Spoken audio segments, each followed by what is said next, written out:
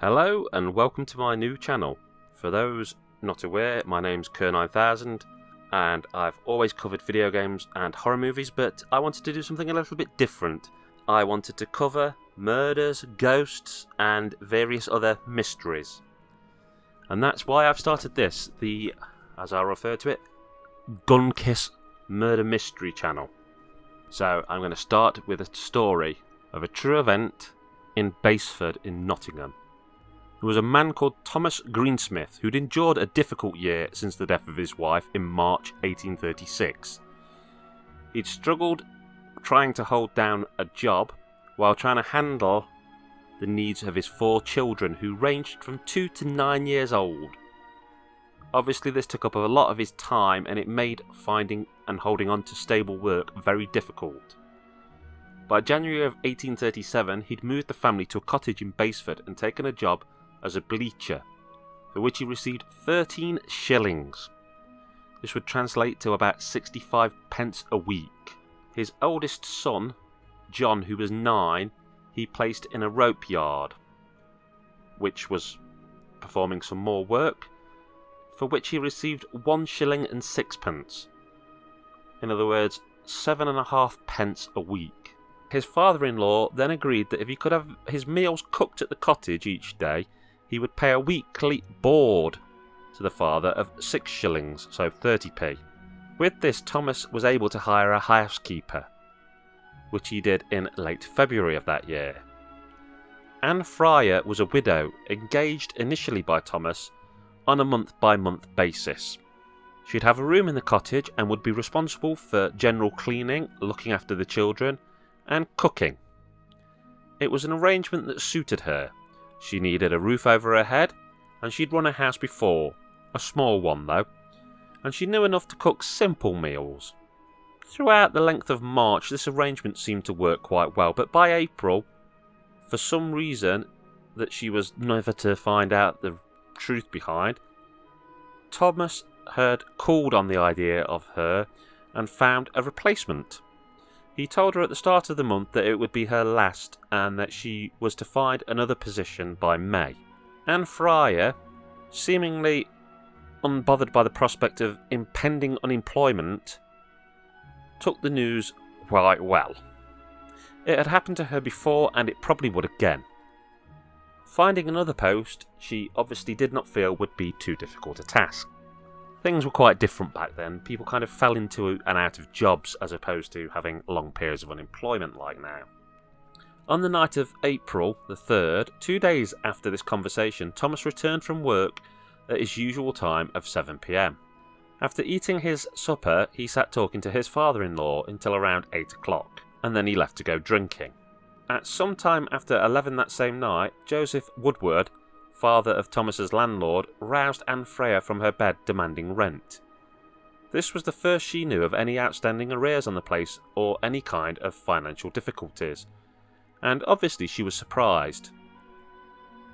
But Woodward said that he was not a man to discuss his business with a housekeeper. But at that moment in time, Thomas Greensmith walked in through the cottage door. He, like Woodward, had no desire to stand in front of Anne Fryer airing his dirty laundry in public. So he held the door open for both of them to step out into the yard where they could have a gentleman's conversation. Joseph Woodward walked as far as the passage entrance and told Thomas in no uncertain terms that he wanted the rent paid by 9 o'clock the following morning. Thomas insisted that he had made an arrangement with Joseph's son Mark, who he considered to be his landlord, that the rent was to be paid on the following Wednesday a week away. There followed a heated exchange, with Joseph not being prepared to wait a further week, regardless of any arrangement that may or may not have been made with his son, and was adamant that if the rent did not appear in the morning, then he would seize all of the goods and throw the family out into the street. It was a short argument, no more than a few minutes, but its impact upon Thomas was profound. He returned to the cottage and told Anne Fryer to pack a bag and leave. Angered at such a suggestion, she argued fiercely against his right to act so unfairly at such a time of night. But Thomas Greensmith was immovable. Nothing Anne could say or do was going to dissuade him. She simply had to go. He waited impatiently as she dressed, then locked the door after her as soon as she left. In a state of high anxiety, he sat by the fire in the kitchen and waited in the darkness for over an hour. At some time around 1 a.m, believing his children to be asleep, he lit a candle, then slowly walked upstairs into the bedroom at the front of the house. Inside, the children slept two to a bed, the youngest in the bed nearest the door, the other two under the window. Pausing briefly to check they were all sound asleep, he took a handkerchief from his pocket and walked over to the bed containing the two youngest children. Placing the candle on the floor, he sat beside them, kissed each child in turn, careful to shake them by the hand as he did so, then wrapped the handkerchief around each of their necks and strangled them. Shocked at what he'd done, he reclaimed the candle, stood up from the bed and returned downstairs. It took him about half an hour sat in front of a cold fire grate to realise, in his own words, "I might as well suffer for them all as for them two." So taking up the candle again, he returned to the bedroom. John, the oldest boy, was sound asleep.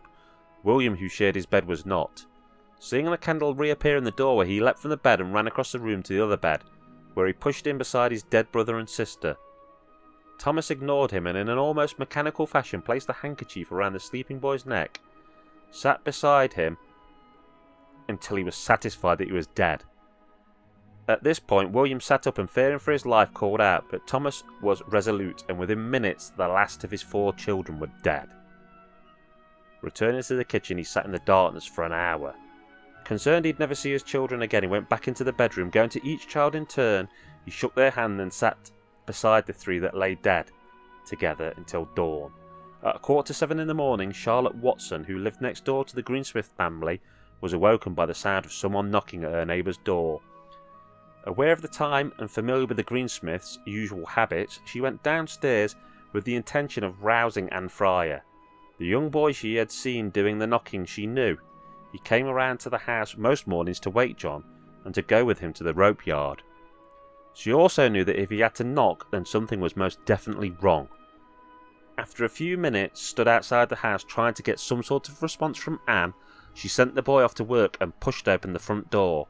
Stepping inside, she noted that the house was extremely quiet. No fires had been laid, no food was cooked, the children were not charging around as they would have been at this time of morning, and even more sinister, there was no sign of Anne at all.